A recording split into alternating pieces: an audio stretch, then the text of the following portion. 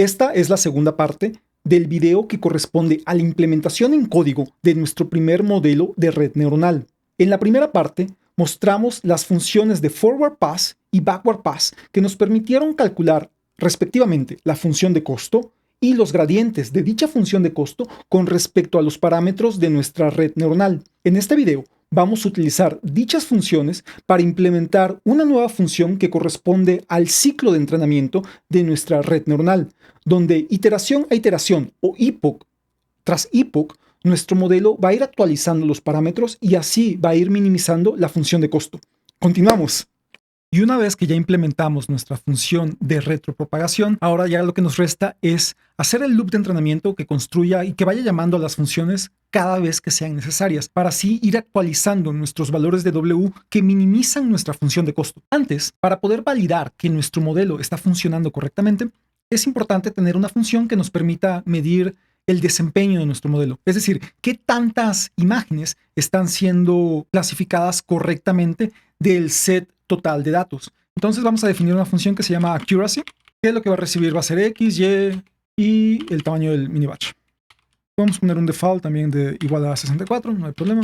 Y vamos a decir que va a haber un número de imágenes correctamente clasificadas, que va a ser igual a 0. Va a haber un número total de imágenes y lo que vamos a tener al final es el cociente del número de correctas entre el número total. Vamos a hacer un for que nos permita generar mini batches para recorrer todos los elementos de un set de datos. Los sets de datos que podemos utilizar son los de entrenamiento, que esperaríamos sea un accuracy alto, los de validación y los de pruebas, que a final de cuentas, ya una vez entrenado el modelo, el accuracy reportado para nuestro set de pruebas va a ser el accuracy final de nuestro modelo. Entonces vamos a decir que vamos a regresar x y y, en este caso x y y, vamos a llamarle aquí xdata y aquí vamos a llamarlo ydata para diferenciar los nombres, y vamos a llamar en enumerate para que nos numere los sets, los mini batches que va sacando, enumerate, y aquí le vamos a mandar a llamar a la función create mini batches que reciben mini batch size, vamos a ponerle mi mb size, luego recibe x y y, que va a ser x-data y y-data. Shuffle lo vamos a dejar en automático, en true, y así vamos a hacer nuestro loop de entrenamiento.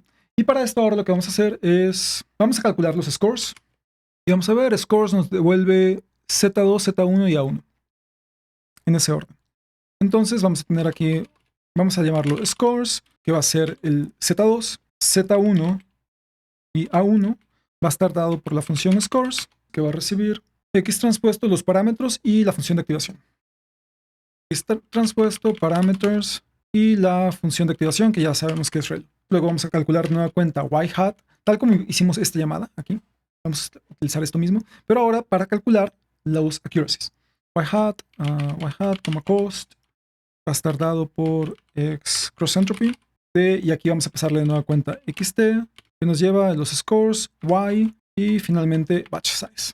Ok, algo que es importante notar es que si pasamos simplemente el número de mini batches 64, siempre va a tomar en cuenta 64. Sin embargo, cuando creamos este create mini batches, nos va a dividir los mini batches de forma que van a ser bloques de 64 elementos, siempre y cuando hayan 64 elementos disponibles. Por ejemplo, el último mini batch puede ser más pequeño, ya que no necesariamente el número total de elementos va a ser un múltiplo de 64. Por lo tanto, en vez de decirle que es el número de mini batches fijo de 64, vamos a pasarle la longitud de los elementos en X. Y eso nos va a permitir sacar el número de elementos que haya en X. Y aquí otra cosa que tenemos que mandar no es XT, sino lo que vamos a mandar es scores. Y con esto lo que vamos a calcular son las predicciones, y con esto lo que vamos a hacer es calcular los números correctos, correct.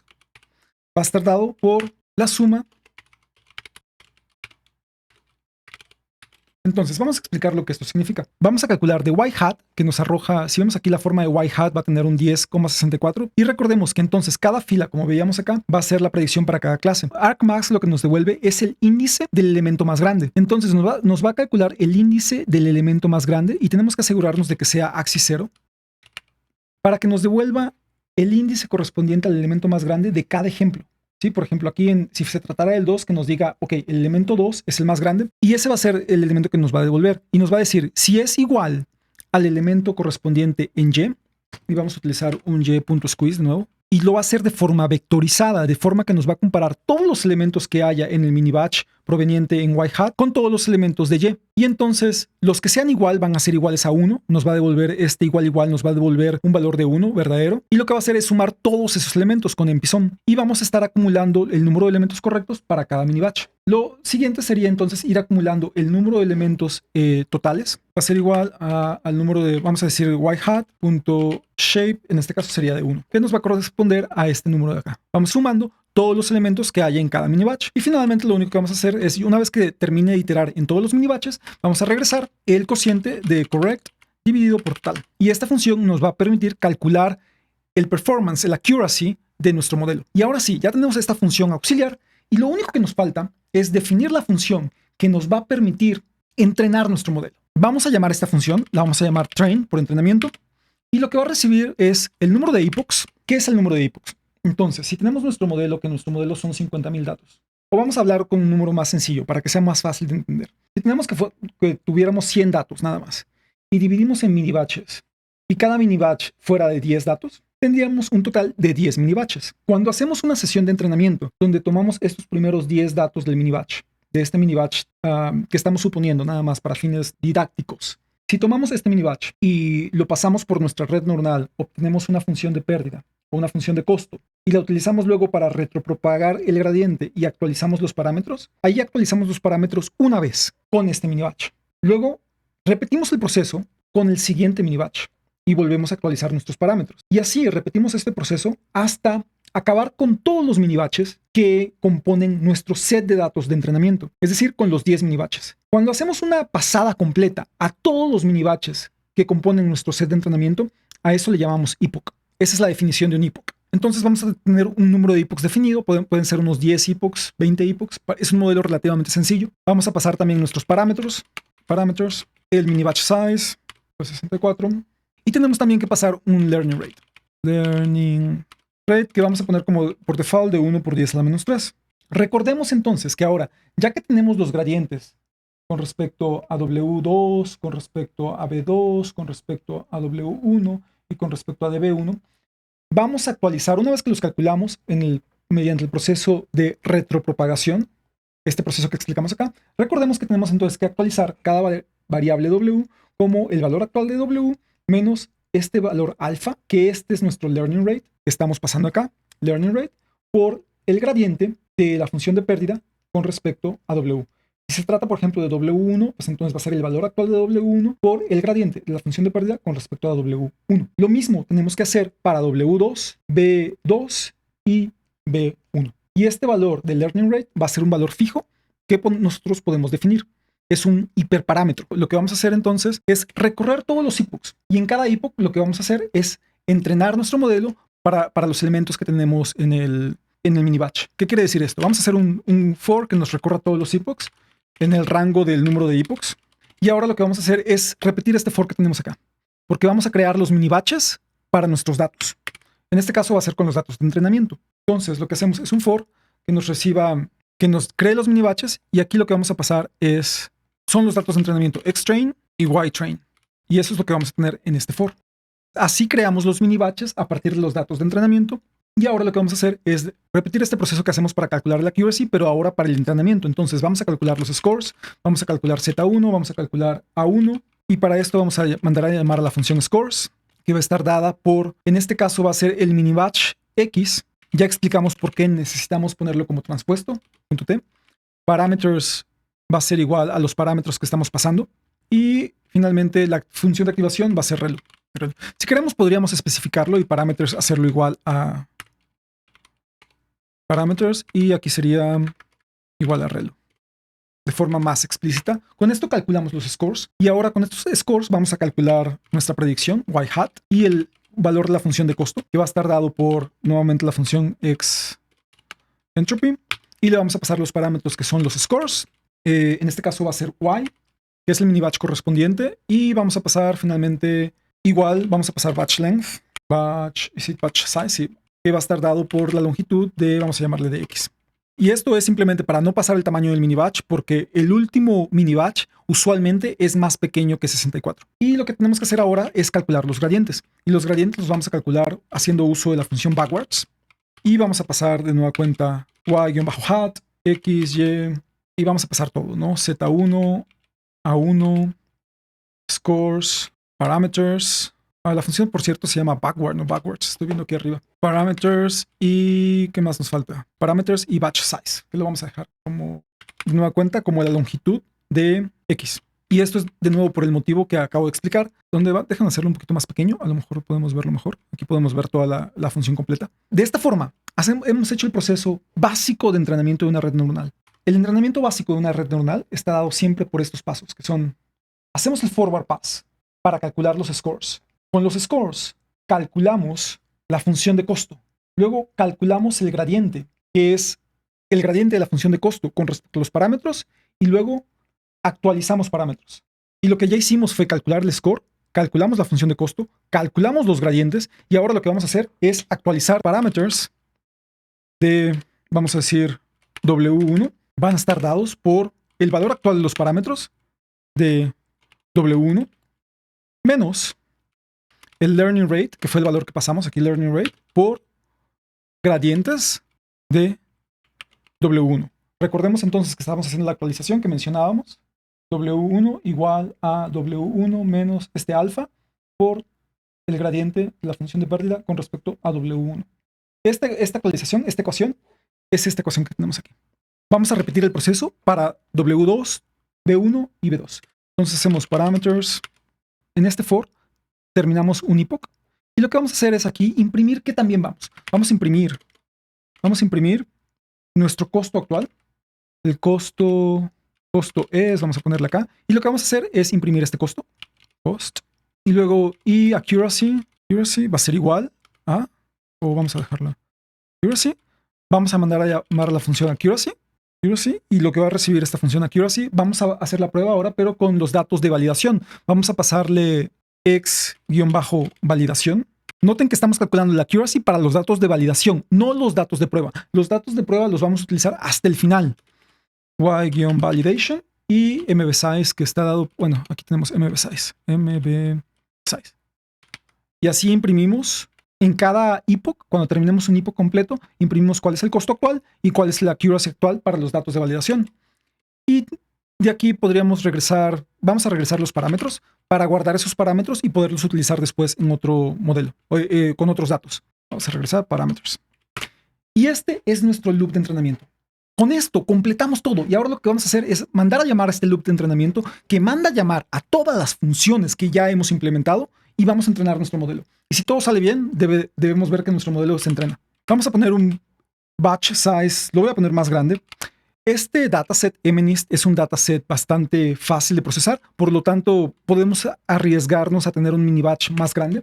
Un learning rate. El learning rate usualmente es un parámetro súper crítico, es un hiperparámetro, porque es un valor que nosotros definimos y no es aprendido por nuestro modelo. Usualmente vale la pena empezar con un learning rate más grande, vamos a decir 1 por 10 a la menos 2, y después irlo disminuyendo conforme vamos entrenando. En este caso, como es un modelo muy sencillo, vamos a dejarlo fijo de 1 por 10 a la menos 2. En videos futuros veremos técnicas de cómo mejorar nuestro proceso de aprendizaje con modelos más complejos y técnicas más sofisticadas para cambiar el learning rate a lo largo de nuestro entrenamiento. Sin embargo, para este primer ejemplo vamos a dejarlo fijo. Vamos a decir que vamos a hacer epochs que sean igual a 20. Y finalmente vamos a decir que nuestros parámetros van a ser igual y vamos a mandar a llamar a nuestra función de train, y lo vamos a mandar a llamar, aquí decimos epochs, que va a ser igual a 20. Epochs igual a esta variable epochs. Luego parameters igual a la variable que ya definimos de parámetros. Mini batch size va a ser igual a mb size. Y learning rate va a ser igual al learning rate que acabamos de definir. Y así vamos a ejecutar este modelo. Y aquí nuestro modelo va a entrar a esta función donde va a empezar el entrenamiento. Y si todo sale bien, va a funcionar bien. Nos manda un error, no nos asustemos. Ok, aquí hay un problema donde scores, la variable scores y la función scores nos arroja un error. Y lo que vamos a hacer es nada más, vamos a llamarle a este scores2 para mandar a llamar a la función de scores2 y no tener este problema. Vamos a llamarle scores2 aquí para usar otro nombre y repetir. Y ahora nos dice, hay un problema W1. ¿Cómo le llamamos a los gradientes? Grads de W1, grads de B1, grads de B2, W2 y grads de B2. Vamos a ver qué es lo que nos marca acá.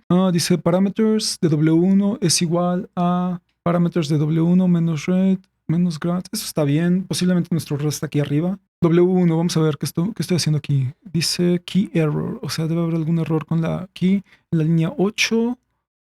Vamos a ver si los grads se llaman... Ah, ya, veamos aquí.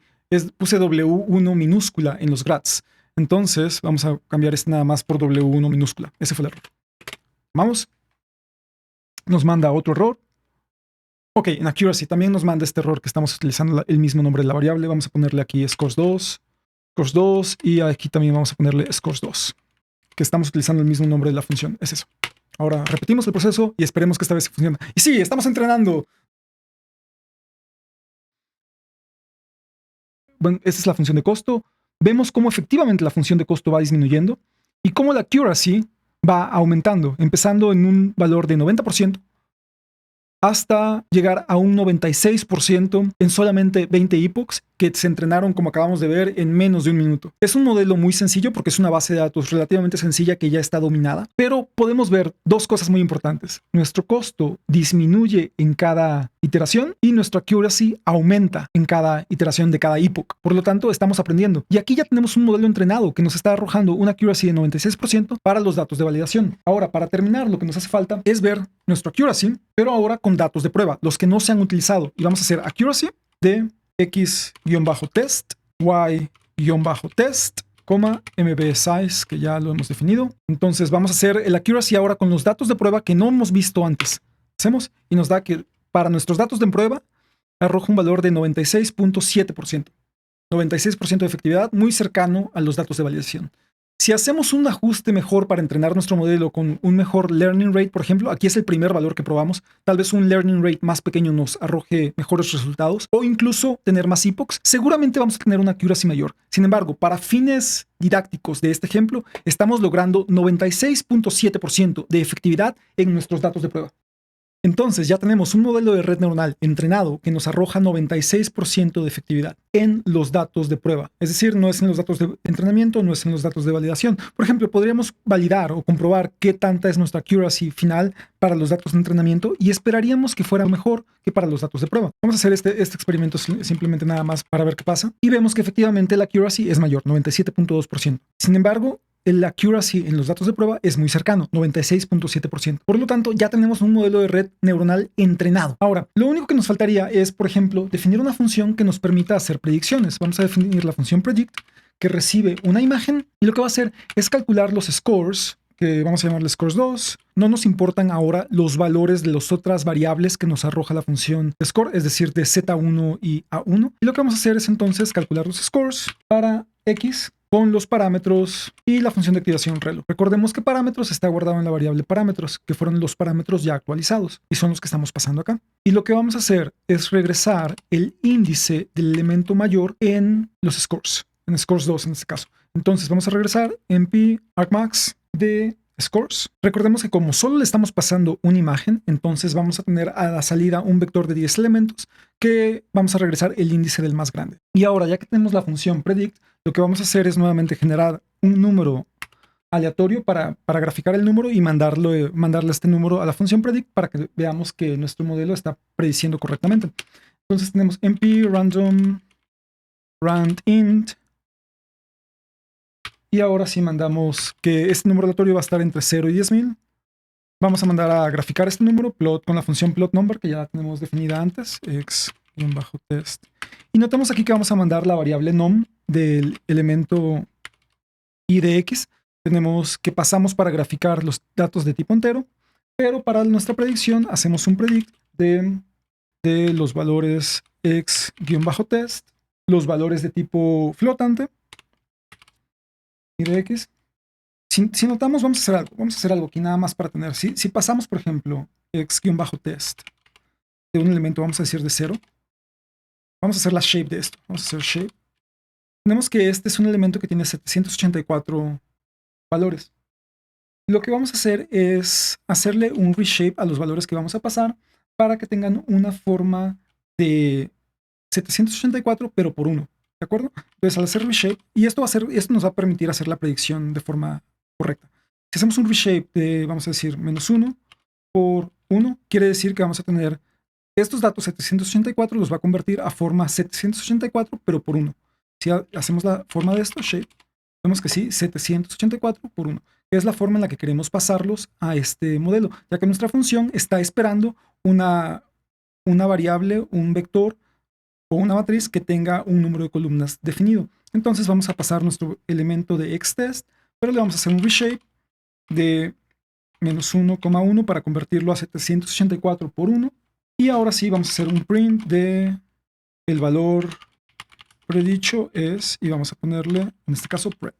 Y ahora sí, lo primero que hacemos es generar un número entero entre 0 y 9999. Vamos a graficar ese número, vamos a pasarlo por nuestro modelo para predecir, para ver qué predicción arroja nuestro modelo, y vamos a desplegar la predicción de nuestro modelo. Vamos a hacerlo. Tenemos que este número es 2. ¿Qué nos está pasando acá? Aquí nos equivocamos seguramente en algo. Oh, ya veo. Aquí estamos regresando scores, pero no estamos regresando scores de 2. Sí, es este. Recordemos que estoy regresando. Tenemos que regresar este. Aquí me equivoqué en la función. Scores 2. Vamos a hacer la misma operación. Y ahora sí, 9. Ahora sí, correctamente nos está marcando que este número parece un 9 y nos devuelve el número 9. Aquí esto parece un 2 y nos devuelve un número 2. Un 1. 1, esto parece un número 8, pero no, nuestro modelo está reconociendo un 4. Este es un 7, nuestro modelo está prediciendo un 7. 6, definitivamente, otro 8, un 1, un 3, un 9, un 5. Vemos que la mayoría de los números nuestro modelo los está prediciendo de forma correcta, ya que tiene una eficacia de 96.7% para los datos de prueba, que son los que estamos mostrando en este caso. Van a haber algunos errores, como ya vimos, ese 4 u 8, pero la mayoría de los números van a ser correctos. Este definitivamente es un 4, un 0, 6, 1, 7. Y cada vez que estoy corriendo esta celda, estoy seleccionando un nuevo número aleatorio, mostrándolo y corriendo nuestra función predict que está ejecutando nuestro modelo con los parámetros ya entrenados. De esta forma, hemos entrenado desde cero, utilizando Python, un modelo de red neuronal muy sencillo que tiene 2 capas, con 200 neuronas en la capa oculta y 10 en la capa de salida, que nos permite reconocer los caracteres numéricos escritos a mano que están en el dataset MNIST. Muchas gracias, espero que este video sea de utilidad. En este video concluimos la implementación de nuestro primer modelo de red neuronal en Python.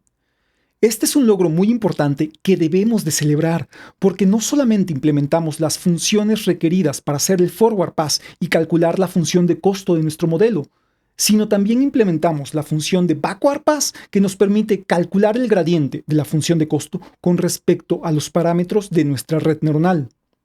Esto es sumamente importante, ya que este entendimiento nos va a permitir implementar modelos mucho más complejos que hacen uso de los mismos principios que cubrimos en estos videos.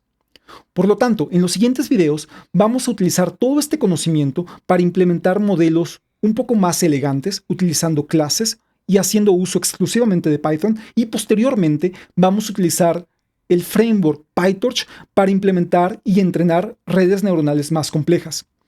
Si han llegado hasta este video, les agradezco enormemente el tiempo que han dedicado en este viaje que hemos compartido y nos vemos en el siguiente video.